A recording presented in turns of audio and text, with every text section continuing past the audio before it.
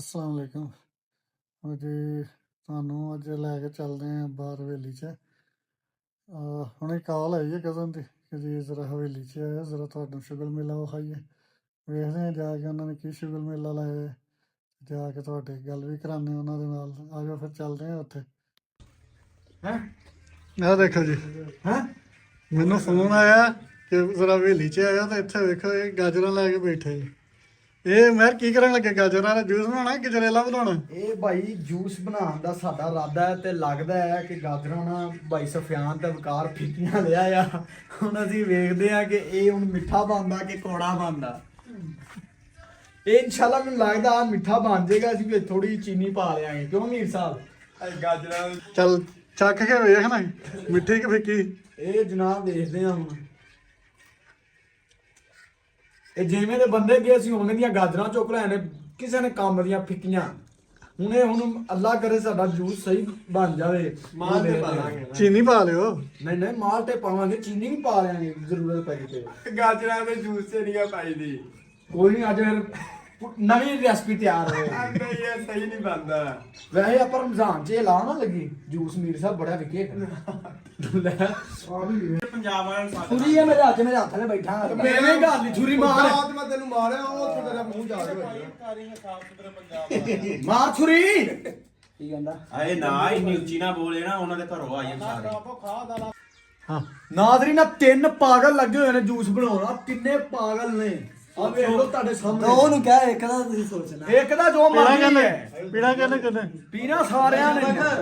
ਭਾਈ ਸਾਹਿਬ ਦੋ ਬੰਦੇ ਦਾ ਇਹ ਕਹਿ ਸਕਦੇ, ਇੱਕ ਬੰਦਾ ਇਹਦਾ ਖਾਸੋ ਖਾਸ ਕਿਉਂਕਿ ਉਹਦਾ ਬਣਦਾ ਵੀ। ਇਹ ਤਿੰਨੇ ਪਾਗਲ ਨੇ। ਉਹਦਾ ਕੰਮ ਸੌਰਨ ਵਾਲਾ। ਕੋਈ ਕੰਮ ਕੁਮ ਨਹੀਂ, ਬਸ ਤਿੰਨੇ ਪਾਗਲ ਨੇ।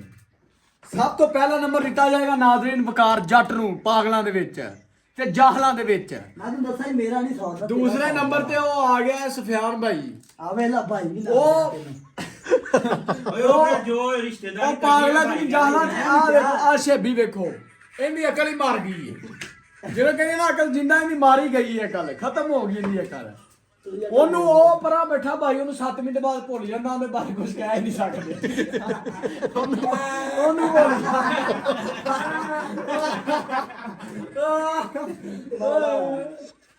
ਕਿਹੜਾ ਕਿ ਬੜੀ ਵਧੀਆ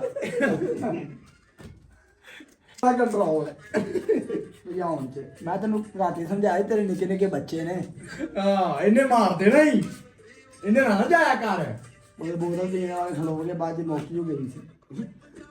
ਹਾਂਜੀ, ਜਿਹੜਾ ਜੂਸ ਕੱਢ ਰਿਹਾ ਉਹ ਮਿੱਠਾ ਜਾਂ ਕੌੜਾ? ਇਹ ਇਨਸ਼ਾਅੱਲਾ ਮਿੱਠਾ ਹੋਏਗਾ। ਇਹ ਗਾਜਰਾਂ ਜੂਸ ਇਨਸ਼ਾਅੱਲਾ ਮਿੱਠਾ ਕੱਢੇਗਾ। ਨਾਜ਼ਰੀਨ ਅੱਜ ਮਜ਼ੇਦਾਰ ਤੇ ਅੱਜ ਵੇਖੋ, ਅੱਜ ਹੈਗਾ ਵੀ ਬੜਾ ਜ਼ਿਆਦਾ ਹੈ। ਅੱਜ ਫੁੱਲੇ ਡੁੱਲੇ ਪੀਵਾਂਗੇ। ਜਸ਼ਨ ਹੋਣਗੇ ਰੋਜ਼ਿਆਂ ਤੋਂ ਪਹਿਲਾਂ। ਅਸੀਂ ਕਿਹਾ ਚੱਲ ਯਾਰ ਰੋਜ਼ੇ ਵੀ ਰੱਖਣੇ ਨੇ, ਉਹ ਸਾਰਾ ਸਾਲ ਖਾਣੇ ਪੀਂਦੇ ਆ, ਜਦ ਰੋਜ਼ੇ ਰੱਖਾਂਗੇ ਚਲ ਉਸ ਤੋਂ ਪਹਿਲਾਂ ਜੂਸ ਦਾ ਜੂਸ ਪਾਰਟੀ ਹੋ ਜਾਏ। ਹਾਂਜੀ ਆਹ ਵੇਖੋ ਲੂੜੀ ਚੱਟੀਆਂ ਆਉਂਦੇ ਆ। ਇੱਕ ਚਮਚ ਇਹ ਪਾਓ। ਇਹਦੇ ਟੱਕਰ ਦਾ ਹਿਸਾਬ ਇਹ ਲਾ ਵੇਖ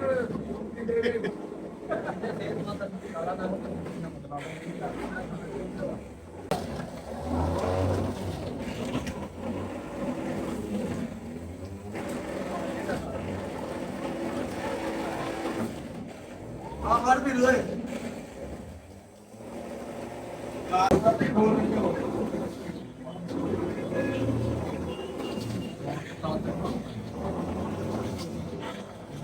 ਆ ਨਾਜ਼ਰੀਨ ਲੈਂਦੇ ਪਏ ਆ ਪਾਗਲ ਲੱਗੇ ਹੋਏ ਨੇ। ਪਾਗਲ ਲੱਗੇ ਹੋਏ ਨੇ ਆ ਪਾਗਲ।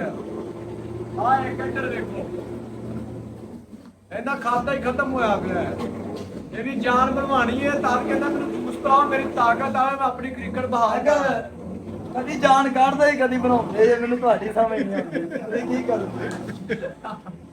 ਆ ਵੇਖਿਓ, ਇਹ ਪਾਗਲਾਂ ਦੀ ਗੱਲ ਹੈ। ਪਾਗਲ ਹੈ, ਇਹਨੂੰ ਛੱਡਿਆ ਨਾ ਬਸ ਰੋਜ਼ਿਆਂ ਦੇ ਵਿੱਚ ਕੀ ਦੇ ਪਾਗਲਖਾਨੇ ਕਰੇਗਾ। ਗਜਨੀ ਕੀ ਪੀਰੂ ਲੈ ਕਿੰਦੀ ਨੂੰ ਕਹਿ ਰਿਹਾ ਭਾਈ। ਲੈ ਆ ਵੇਖੋ ਭਾਈ ਕੀ। ਹਾਂਜੀ ਮੈਂ ਤੁਹਾਨੂੰ ਨਾਜ਼ਰੀਨ ਕਿਹਾ ਸੀ ਇਹਦੀ ਅਕਲ ਮਰੀ ਹੋਈ ਹੈ। ਆ ਵੇਖੋ ਇਹਦੀ ਅਕਲ ਹੀ ਮਰ ਗਈ ਹੈ। ਇਹ ਜਿੰਦਾ ਹੋਣੀ ਨਹੀਂ ਹੈ। ਤੈਨੂੰ ਮੈਨੂੰ ਬਾਈ ਪੀ ਲਾ ਨਹੀਂ ਪੀ ਦੇ ਲੈ ਯਾਰ ਉਸਤਾਦ ਜੂਸ ਪੀਣਾ ਕਿ ਜਾਨ ਲੈਣੀ ਤੈਨੂੰ ਕਵਾਜ ਮੈਂ ਤੈਨੂੰ ਸਾਡੇ ਦੁਆਲੇ ਹੋ ਗਿਆ ਆ ਨਹੀਂ ਕਰਦਾ ਯਾਰ ਤੂੰ ਯਾਰ ਐਂਡ ਹੋ ਗਿਆ ਤੇਰੇ ਵਾਲਾ ਫੋਨ ਤੇ ਚੁੱਕ ਲੋ ਕਿਹਦਾ ਕੰਪਨੀ ਦਾ ਤੈਨੂੰ ਕੋਈ ਮਸਲਾ ਹੈ ਅੱਛਾ ਵਿਰਾਸ ਤੇਰਾ ਵੱਜਦਾ ਪਿਆ ਕਮਾਲ ਤੇਰਾ ਮਾਰਾ ਚੁੱਕਾ ਯਾਰ ਓਏ ਤੋ ਇੱਕ ਗੱਲ ਦੀ ਚੱਲ ਲੈ ਚੁੱਪ ਕਰ ਜਿਵੇਂ ਮੰਗਣ ਵਾਲਾ ਬੈਠਾ ਤੁਹਾਡੇ ਵਾਲਾ ਦਹੀਂ ਦੱਸ ਆਇਓ ਪੀਣਾ ਮੋੜ ਵੀ ਲਿਆ ਮੈਨੂੰ ਨਾ ਛੇੜ ਲਿਆ ਮੈਨੂੰ ਕਹਿ ਰਿਹਾ ਮੈਨੂੰ ਨਾ ਛੇੜ ਮਿੰਟ ਬਾਅਦ ਲਾਲਾ ਦਹੀਂ ਦੱਸ ਯਾਰ ਅੱਲਾਹ ਪਾਕ ਤੈਨੂੰ ਕਾਮਯਾਬ ਕਰੇ ਮੰਗਣ ਚ ਨਹੀਂ ਨਹੀਂ ਮੰਗਣ ਚ ਹੋਵੇ ਤੂੰ ਇਹ ਦਿਨ ਤੂੰ ਕਦੀ ਨਾ ਵੇਖੇ ਜਿਹੜਾ ਅੱਜ ਵੇਖ ਲਿਆ हैदर भाई कैसा जूस है ਜ਼ਬਰਦਸਤ ਹੈ ਮਿੱਠਾ ਕਿ ਕਾੜਾ ਇਹ ਵੀ ਦੱਸ ये मीठा कौड़ा है ਇਹਨਾਂ ਮਿੱਠਾ ਨਾ ਕੋੜਾ ਇਹ ਨਾ ਮਗਾ ਨਮਕੀਨ ਨਮਕੀਨ ਨਕੰਮਮ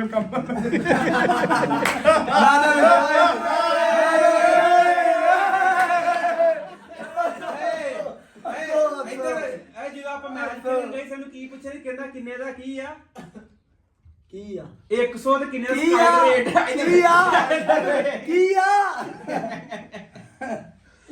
ਗੱਲ ਕਰਨ ਵਾਲੀ ਕਰ ਜਦੋਂ ਦਾ ਵਿਆਹ Sky Trade। ਵੱਜ ਗਈ ਹੈ ਸਕਾਈ ਰੇਟ ਹਾਂ ਸੁਣ ਲਾ